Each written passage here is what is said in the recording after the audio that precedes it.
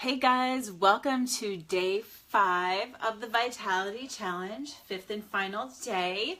It's Friday night, letting my hair down, but there's nowhere I would rather be than here with you guys. And tonight we're talking about inflammation. So this is a big topic. I think it may be a shorter video, but I always say that, and then I get fired up.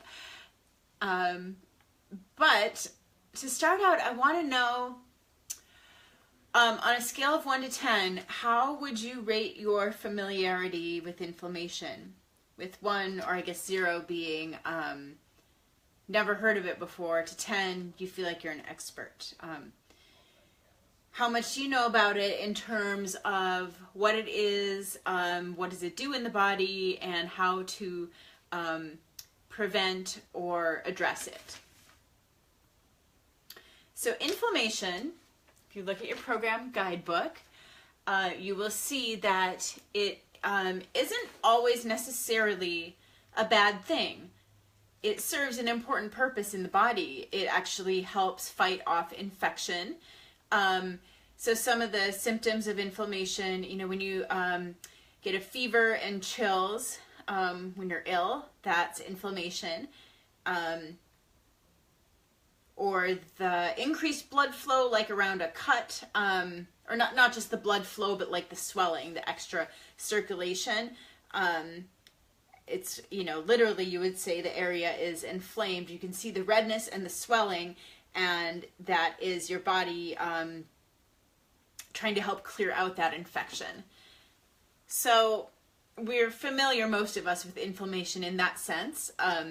It's a mechanism that protects us and helps heal us when we're sick, but there's also systemic inflammation. It's the same, but it doesn't, it's not as obvious. You can have systemic inflammation on a daily basis and not be aware of it. So, for example, if you have inflammation in your intestines, they might feel a little bit painful, but that's not something you'd be able to see just because you can't see your intestines, right? But, there's some people who have like a lot of inflammation and redness in their skin.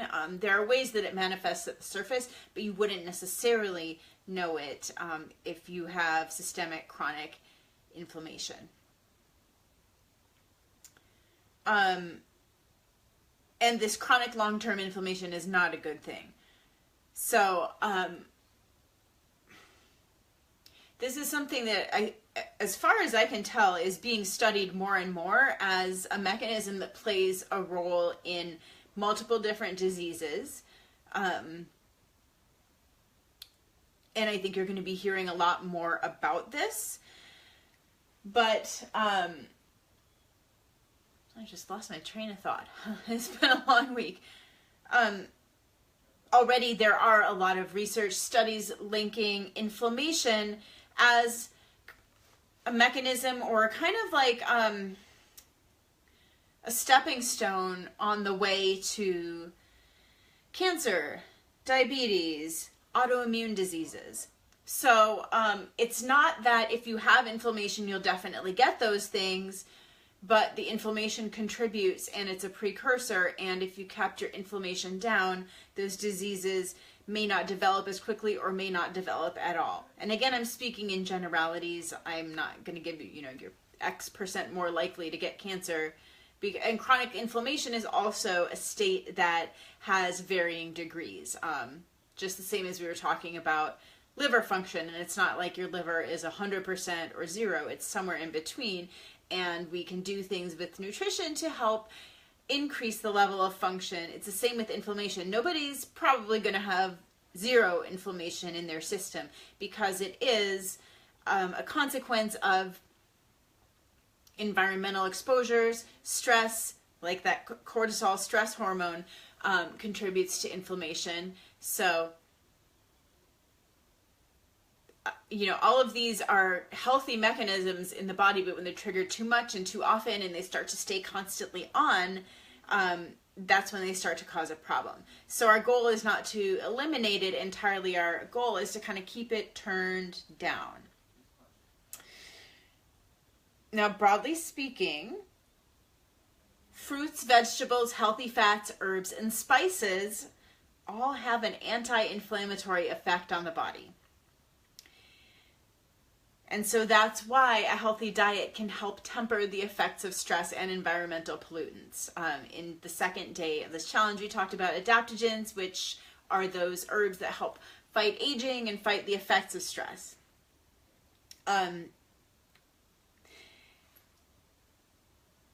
Those had a lot of different mechanisms. So inflammation is one of those.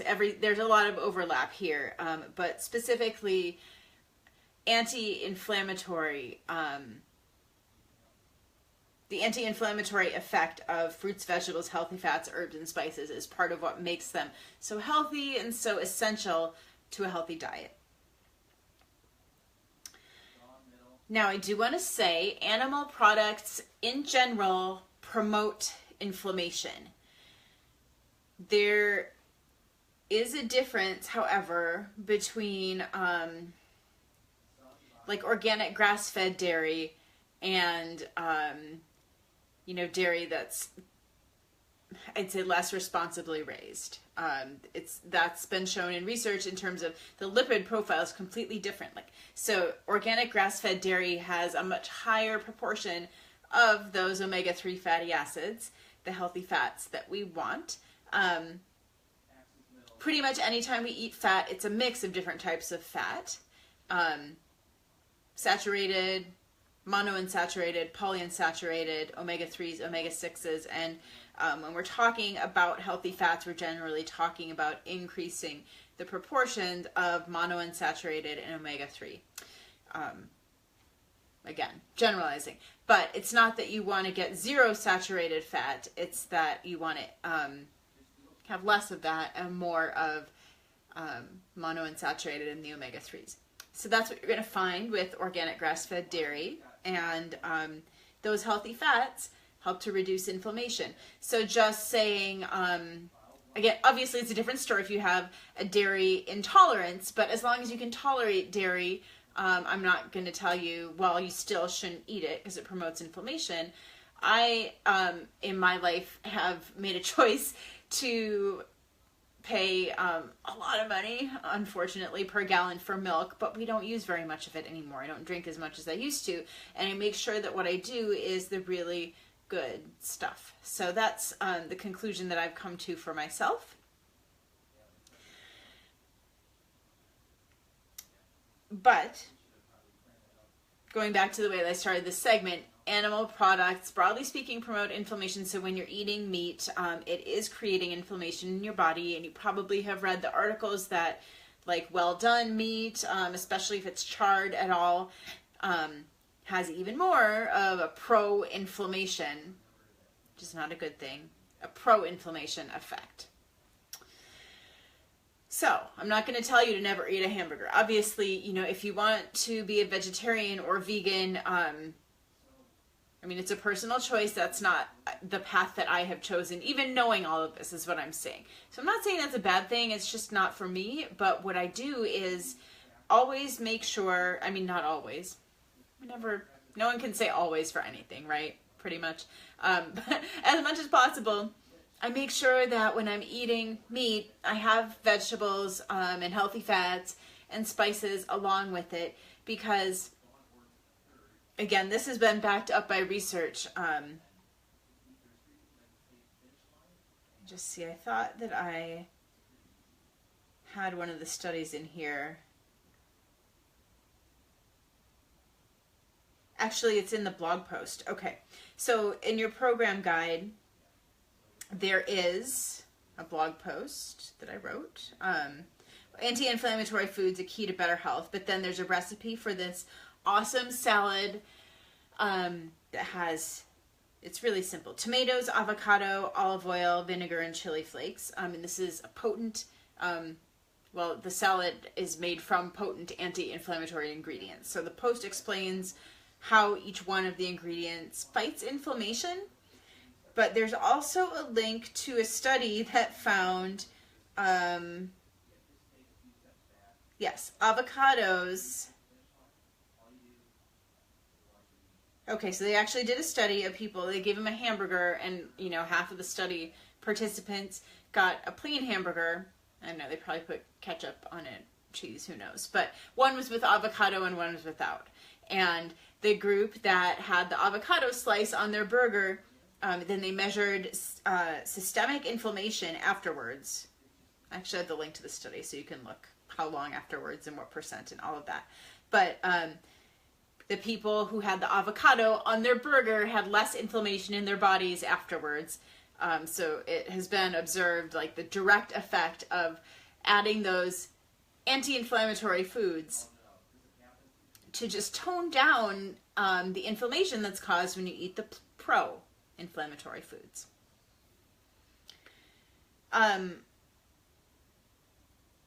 So again, in general, I really don't take, well, let do I want to say this?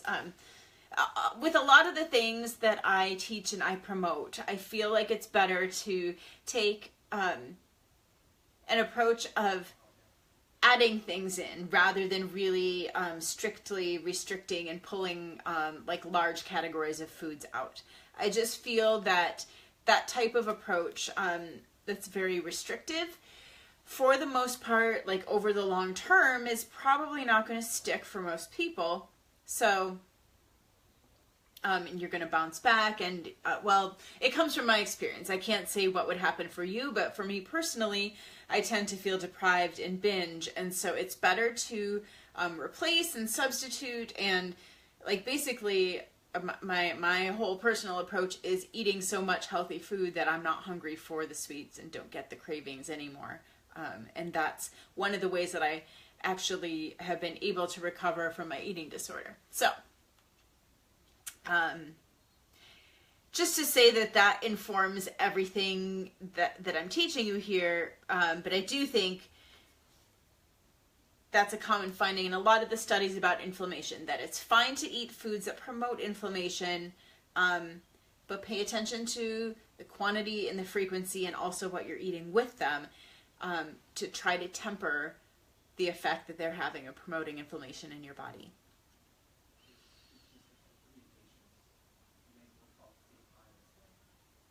The same with grass-fed beef. The lipid profile is totally different than if you are doing like a soy-fed beef. Grain-fed. Eat soybeans? I don't know. Grain-fed is what I meant.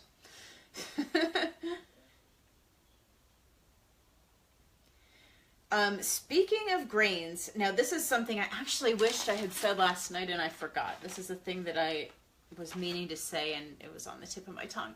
So we were speaking about fiber last night, and part of the reason whole grains are preferable to processed grains is because of fiber. So when, say, you have a white pasta or white bread versus whole wheat pasta and whole wheat bread, the white pasta and the white bread have the fiber removed, and so when you eat that, the carbohydrates turn into glucose and just hit your bloodstream, and turning into blood sugar very fast. If you look at glycemic index charts, eating things like bagels and pasta and white bread made from white flour actually can be higher on the glycemic index than just candy, like eating Sour Patch Kids, or, sugary candy is my point, not any particular brand. So that's kind of crazy, because I definitely don't necessarily feel that. Like when I eat bread, it doesn't feel like that sugar rush that candy has for me. I just think it's important to be aware of. So by eating whole grains, they have a lot of the vitamins intact with like the hull of the wheat, or whatever grain it is, and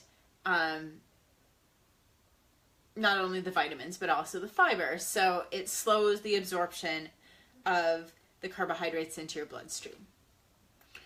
Now the other thing about grains, so according to what I've read, all grains promote inflammation to some degree. So maybe this is why, a lot of people who don't have a gluten allergy still feel better when they don't eat grains, to me, grains seem fine. I don't really notice a difference when I pull them out of my diet. But I did find it interesting that they, in general, promote inflammation. So to that, I would say just try not to eat like just bread or crackers or chips by themselves, which would give you like a blood, glucose rush anyway. And also don't just eat them with meat and cheese. Instead, have them with some fruits, vegetables, or healthy fats, which sounds pretty good, right? So have your bruschetta, have your bread with olive oil and tomatoes, or cheese and crackers and fruit. Like, there are a lot of really yummy combinations that I can think of, but make sure that you're including the fruits and vegetables, maybe some avocado or some nuts along with it, and that's going to help keep inflammation down if you just make this a habit. There's a lot of articles linked for you in your guide for today, and a lot of recipes too. So leave me a comment. Let me know if you like spicy food or not. This gets a little tougher if you don't like spicy food, but there are a lot of flavorings you can use that still have these anti-inflammatory benefits without being like spicy hot. Like cinnamon is something that I don't really consider spicy, at least, if you're not using it in huge amount. It's kind of got a sweet taste, but still has those anti-inflammatory properties. So it doesn't have to be cayenne pepper necessarily, although that's a good one. And isn't it crazy how, so in the one sense, like a hot pepper seems like something that would promote inflammation, but they actually have an anti-inflammatory effect, I guess, once you get past like the initial sting. I don't know, I'd be curious about that, because like obviously if you rub hot pepper on your skin, you get some inflammation, like local inflammation. So are there just really potent anti-inflammatory substances in the peppers that override that? Somebody who's like a chemist or a food scientist. That's who we need to explain this for us. Anyway, so I get excited about this category because I really like spicy food. So I have a lot of recipes for you, and one of them is a salad that I mentioned from my blog. There's also a recipe here for turmeric cashews. Turmeric is one of the most powerful anti-inflammatory substances. In fact, well, I'm not going to say, one of the studies that's also cited on that salad recipe found that olive oil has basically the same effect as taking ibuprofen. So use olive oil liberally, especially at certain times of the month. What can I say?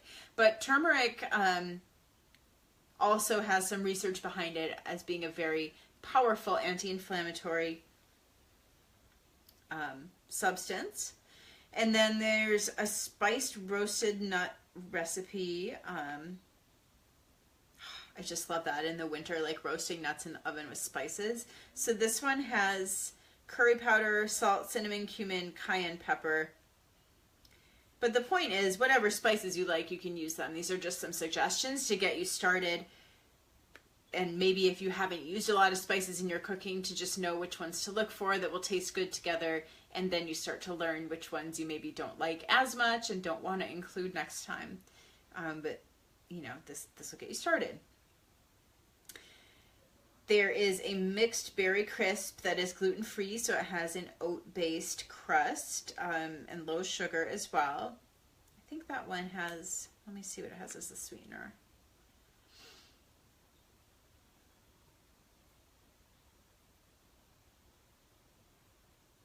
Uh-oh. Gave you guys a bad link.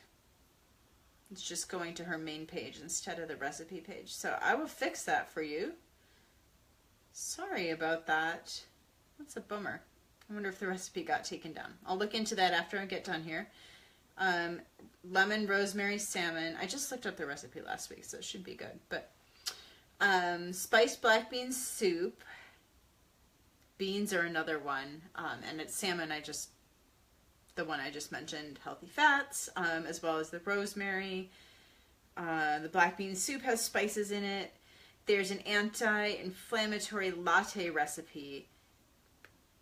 So this is like almost a Indian tea, chai style recipe with spices, and you can make it with milk or milk substitute like almond milk or whatever kind of milk substitute you like. Or I use mostly water and like a splash of milk is how I like to do it. And then don't forget all the greens recipes from day 3, because those also will have anti-inflammatory effects. All right, so as far as the supplement for today, I want to talk about a program called the 3-Day Refresh. And it's kind of the opposite of what I said about focusing on adding rather than subtracting, but it can be useful for a limited time to do a stricter diet, in my opinion. So this is, let me tell you how this works and why I use it a few times a year and under what circumstances I might recommend it for my clients. So 3-Day Refresh is a 3-day detox / cleanse. It is food-based, but it also does involve supplements. So if you look at the ingredient list on the supplements, it's powdered food. You know, it's not any like weird chemical stuff. It's, well, I'll explain a little bit about the supplements and what specifically they are. So it's Shakeology, which I told you about before, the kind of catch-all like vitamin, mineral, herb, and protein. And then there's another protein shake, which has, it's all plant-based protein and has some healthy fats in it too, and vitamins, just to make sure you're getting enough vitamins because you're eating less food. And then the other supplement that's part of this is a fiber, it's called Fiber Sweep. So it's kind of similar actually to the Digestive Boost that I mentioned yesterday. All very natural food-based ingredients, and then you also eat food as part of this. So you'll get, there's fruit blended with some of the shakes, according to the meal plan. You can have herbal tea, and then there's lunch, snack, and dinner. And those are mostly vegetables and healthy fats of different combinations. You get a recipe book. You can choose which recipes you want to make. You just go shopping and make the recipes. So overall, the cleanse has no animal products that are part of it whatsoever. So the whole point of it, or one of the main points, is to reduce inflammation by pulling the most common offenders out of your diet. So any animal products at all, just gone for the 3 days. All grains, gone for the 3 days. So you don't have to worry, and legumes also. You don't have to, actually, I'm trying to think. I think hummus is allowed as one of the healthy fats, but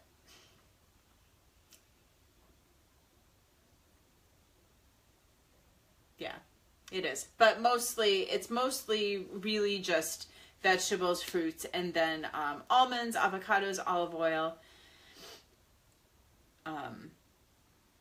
Yeah. I'm trying to think what else is on the healthy fat list. Those are the ones that I always have. Different kinds of nuts are on there, except for peanuts, because that's one that, again, is a common culprit. Not to say it causes inflammation for everyone, but more likely than other kinds of nuts. So that's how it is structured, and it really is meant to be, it's called the 3-Day Refresh, kind of like hitting the reset button. So I like to do it a few times a year because it's amazing how much water weight I lose on it. I know that it's water weight, but it's typical for me to lose 10 pounds, which kind of makes me wonder how much water I am hanging on to the rest of the time, you know, in terms of bloating. You don't exercise for the 3 days though. And so I know that with tough workouts, whenever you are really challenging your muscles, you're breaking them down and your body has to repair them, and it retains water to help do those repairs. Retains water as part of that process.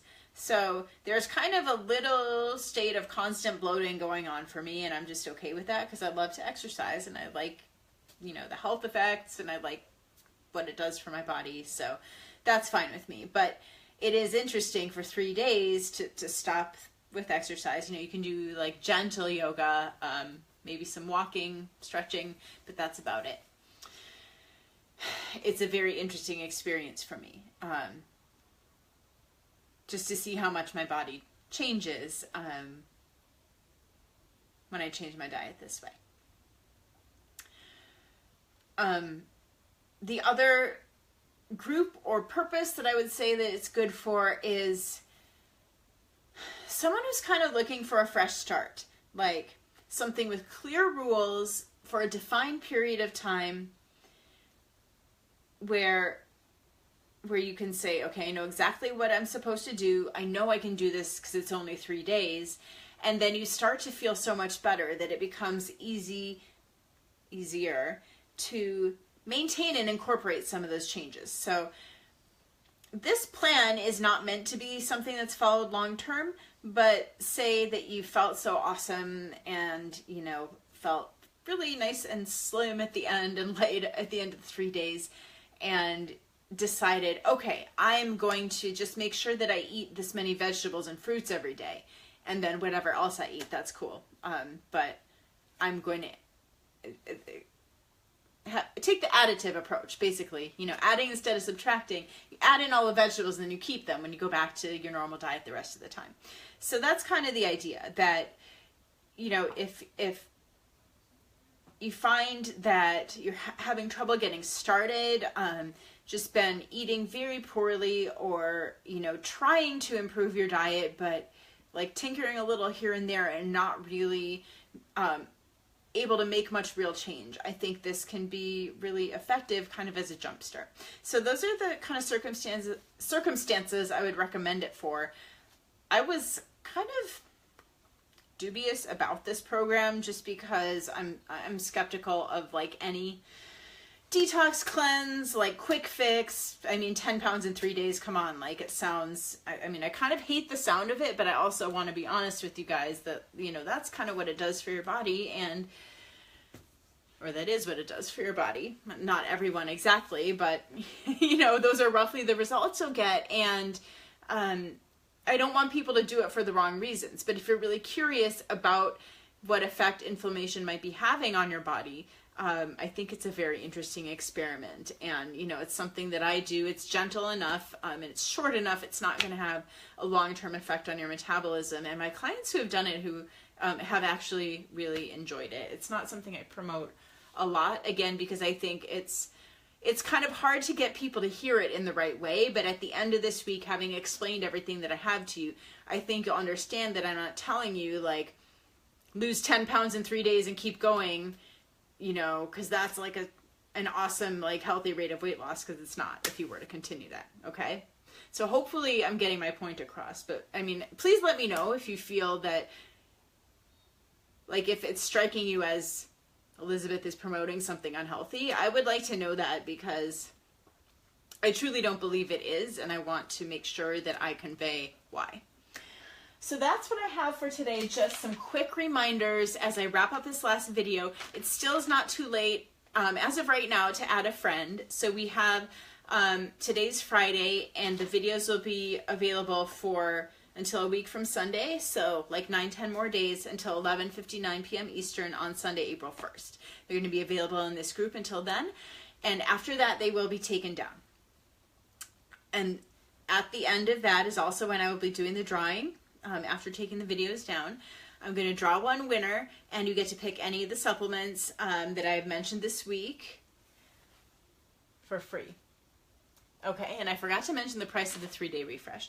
So, but let me finish what I was saying about the prize. So all participation counts as an entry. If you're commenting on the videos, if you're telling me one thing you learned from each day's video, either on the comments or in a personal message. And then each time you participate, it's an entry. I will draw one winner. So obviously the more you participate, the more entries you get.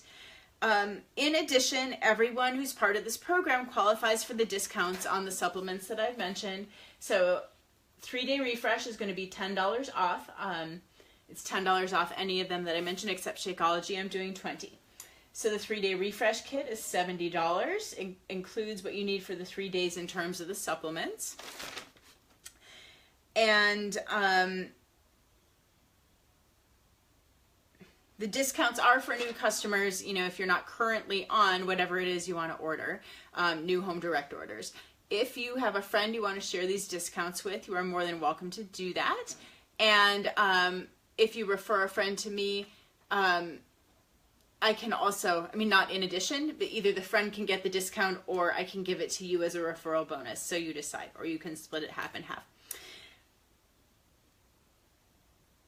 All right, so just, you know, if you're watching these videos, thank you. And just be thinking about what friends you have that might benefit from the content and, you know, add them in here, invite them to the group, let them know about it. And after April 1st, these videos are going to be available in my Preferred Customers VIPs group. So if you want continued access or if you're curious about the benefits for VIPs, shoot me a message. We can talk more about that, but it is a great time to join. And hey, Melissa, I'm just wrapping up, so the replay should be available really soon.